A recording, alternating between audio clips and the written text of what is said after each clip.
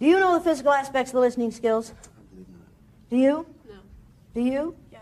Okay, what are they? You're sitting up straight, so you've got one already, right?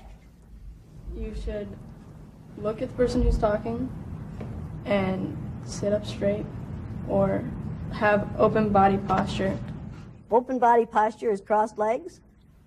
No. No. Aren't you going to be a good listener then? There, now, this is open body posture. Shouldn't your legs be apart if they're open? Not necessarily. I did. Hey, I'm here. Not necessarily because Bring it on, honey. I'm ready now. position, Now, does that make sense, what you just said? a crossed body position gives the effect that you are not open to what someone is saying.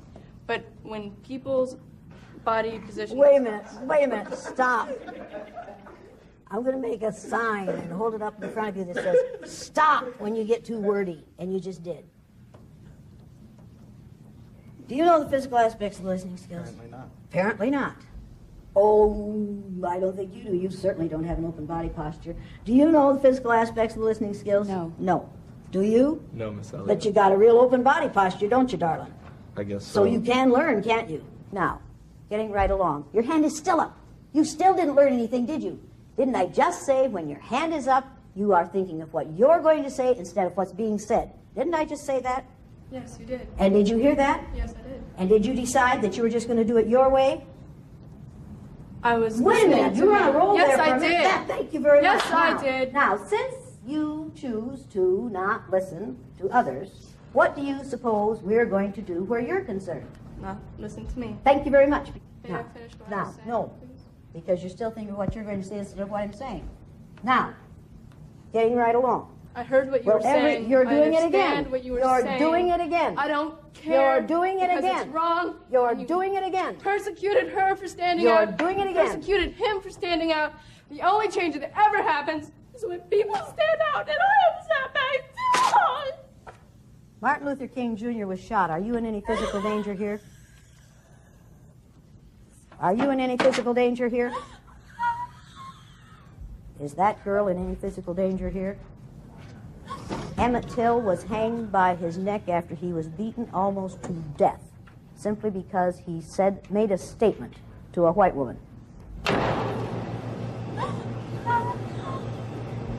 Does he have a reason to be angry? Every time I do the exercise, there is a point at which I know I have made the point. And we could stop there, but you have to nail it down. And so it goes on longer than some people think it should, but you have to nail it down. People at this institution... You've made your point, you're right. Yeah, thank you very much. What is my point that I've made? That you can't make generalizations about any place because there's racism everywhere. That's right. And while it may be...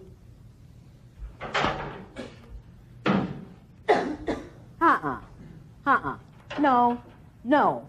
You don't come back in here until you've apologized to every person in this room, because you just exercised a freedom that none of these people of color have. When these people of color get tired of racism, they can't just walk out, because there's no place in this country where they aren't going to be exposed to racism. They can't even stay in their own homes and not be exposed to racism if they turn on the television. But you, as a white female, when you get tired of being judged and treated unfairly on the basis of your eye color, you can walk out that door, and you know it won't happen out there. You exercised a freedom they don't have. If you're going to be in here, you're going to apologize to every black person in this room. And do it now. I'm And the sorry. Latinos, every person of color. Racism in this country. Bullshit! No, you're not going to say, I'm sorry there's racism. You're going to apologize for what you just did. I will not apologize because it is Out. not a matter of Out. race always. Out. Out.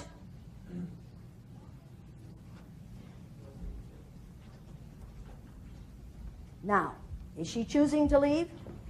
Yes. She could apologize and stay. I won't play the wrong game anymore. It ain't gonna hurt her. It's not gonna hurt her to apologize. Yeah, let's talk about that. What's going on in this room alone? Once she leaves it, that's it. It's over with. Okay? They ain't gonna hurt her. Is it gonna hurt her? She, according to her action, it is killing. It's killing her. Yes. It's killing her. But these people, they felt like it was somewhat traumatic. And I'm thinking, how is this so traumatic when they weren't cursed? Nobody was throwing anything at them. They weren't hit. They were just getting upset over minor stuff that happens to us every day, but they don't realize it.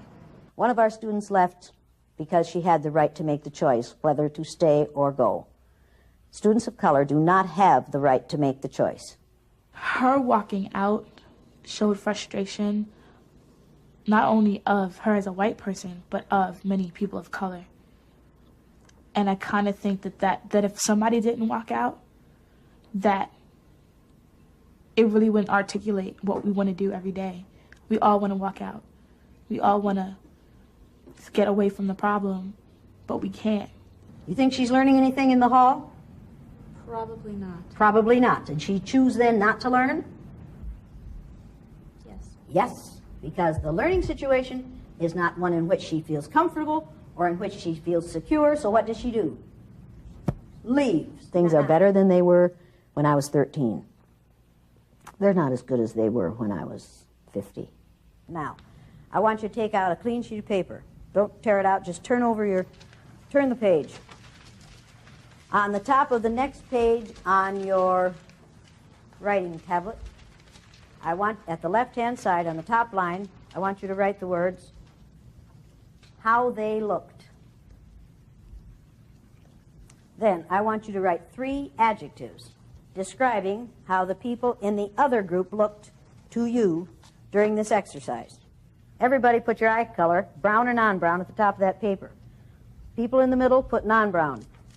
People on the outside, put brown. All right, now, leave 3 lines under your last adjective. Leave 3 lines and put the words, how I felt, on the next line. How I felt.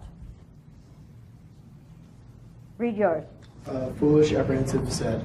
Foolish, apprehensive, sad. How many of you were sad? Anybody sad? What were you sad about? That you would teach this in the manner that you chose.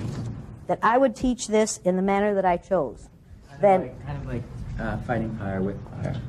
Yeah, but that works. When people go through this exercise, I see this happen every time. It's very similar to going through the 5 stages of grief. First, they deny that what I'm saying about them is true. Then they get angry. You've seen that happen? Then they go into the bargaining stage. Then they get depressed. Then they accept it and go along with it. What have you learned, honestly? I've learned a lot of things. I've learned that you can compare the stages of loss to the loss of power. And Does that sound logical to you? Yeah, it does. Yeah, is that what happened in here this morning? Yeah, I'd say so. Is that sick? Yeah. Yeah, that's sick. Yeah, that's sick. And if it's sick in this room with this many students, well, there's this out of here on a daily basis. I feel that you're making an assumption that the biggest hurt is through black and white issues, and that might be true. However, I feel that there are those who have gone through a lot of pain and prejudice by not being black. It has nothing to do with a race issue, but has to do with every other issue. And so it seems like you're assuming that he has hurt more than I have simply because his issue is more prominent than mine. And do I know what your issue is? No. Definitely. Do I know what his issue is? You're making the assumption that yes, but you don't know his day-to-day. Carrie doesn't want to hear. I know how Carrie wants, I think, that Carrie is determined to see this from her own agenda, and no matter how often you tell her, you have choice. People of color have no choice, Carrie. She can change her clothes, she can change her hair, she can change her ornamentation. People of color can't change their color. I think I have experienced enough of my own pain to be able to say that on the inside, how different could we really be? And I felt like when I was in the middle group, all of my previous experiences with judgment and prejudice, etc., were being invalidated. Stand up here. You stand up. Stand right here. Right there. Right. You stand right here. Now, you folks see any differences here? Do you see any differences here? It's a perfectly logical question, do you? What's the first one you notice? What? Sex. Is sex important to you? Let me put that another way. Let me put that another way. Is it important to you that you're male? Yes. Yes. Why? I feel strong, powerful. Your gender is important to you. Yes. Do you want to be seen as a male? Yes. Yes. Has anybody ever said to you, when I see you, I don't see you male? No. Has anybody ever said to you, when I see you, I don't see you black? Yes. Yes. How many of you see Rasu as black? Did you know you were black before they said so? Is your color important to you? Very important. And your height is important to you? Yes. And why is your color important to you? It is who I am. It is who you are. Is it important for you that she sees you as you are, not as just like everybody else? Yes. Yes. When you say to a person of color, when I see you, I don't see you black, I just see everybody the same. People, think about that. You don't have the right to say to a person, I do not see you as you are. I want to see you as I would be more comfortable seeing you. I wanted to make it clear to the class that the first thing we do see is black and white. Maybe it's a good thing, maybe it's a bad, but it's something that we have to come to and say and agree and just be open with it, like, yes, he's black, I see it. Rasul came away with the knowledge of how the power system works. And that's extremely important. And I think with the knowledge that it isn't his imagination. We live in different realities, but when you deny what this person is going through or what this person is going through, you're denying their reality. We are as different on the inside as we are on the outside, and we have the right to be so. People, don't deny differences. Accept them, appreciate them, recognize them, and cherish them. They are extremely important. I think the exercise does indeed make them more aware, and I think it does indeed make them allow them to have more empathy. I know it does. I think it changes the way they think about themselves and their environment. I think it changes the way they perceive others. I think it changes the way they perceive their own power. The exercise is over. You don't have to worry about your eye color anymore.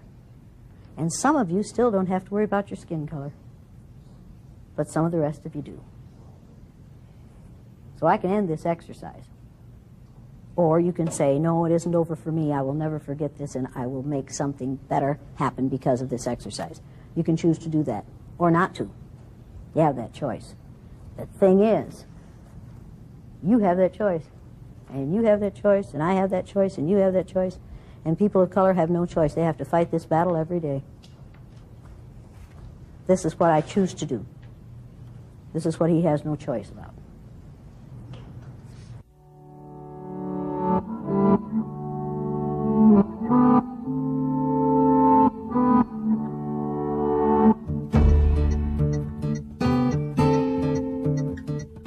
I think they're going to make a difference here. This is the real world. And when they leave here and go into the so-called real world, I think they're going to carry that decision and that commitment with them. Because once you make a little difference, then that encourages you to keep on. I think that I see things completely differently now. I got to experience some of my own strengths and weaknesses. I got to experience some of my sensitivities, and at the same time, my ability to still stand up even though I felt like curling into a ball. At the end, I felt very powerful. My roommate has said to me, you know, I've seen a different person in you, that you change a little bit, and that it is my duty to change society, and it is my duty to do what I have to do to make sure that my children don't go through the same shit that I've gone through my whole life. Every experience you have is an opportunity to see yourself in a new way.